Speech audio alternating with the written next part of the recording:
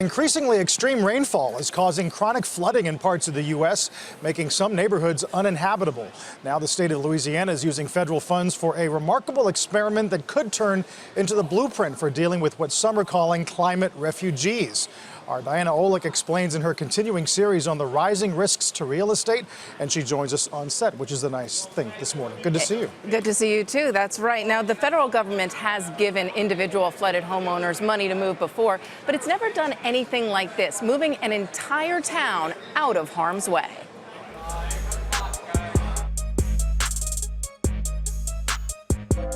At a small church meeting house in a small Louisiana farm town, a small community is making a very big decision. The option to purchase has been signed today. The community, up to 40 homes, is moving together to higher ground. The state of Louisiana is using federal funds to purchase land, build new homes, demolish the old flood-damaged homes, and turn this neighborhood into wetlands. So you're going to knock down all of these houses and these as well? Right. Pat Forbes, who administers community development block grants for disaster relief, is in charge. It's quite clear that we're having more disasters, and consequently, we have to start doing things that are smarter. One of the easiest, smartest things you can do is get people out of harm's way. Pecan Acres was built in the 1970s near a canal, but in the last decade it has seen more frequent and intense flooding. Its levee is no longer adequate. Back-to-back floods in 2016 and 2017 drew the governor's attention, and a plan was hatched to buy out the homeowners and move them here, barely 2 miles away, but 10 feet higher. Cornell Jackson was eager to hear the details. She raised her children and now her granddaughter in the home that recently flooded beyond her financial ability to repair. So the water came up to about here, and then you had to take that drywall off. Yeah. You're losing everything. You don't have time to pick up anything, and it just, you got to go back and just start all over again. I mean, it's just miserable. The program will buy out each homeowner, but since these damaged homes have so little value now, homeowners will also get forgivable loans, up to $200,000 to buy into the new community.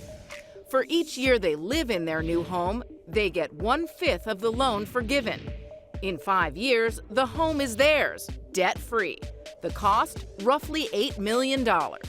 In the past, the federal government has given flooded homeowners money to simply relocate.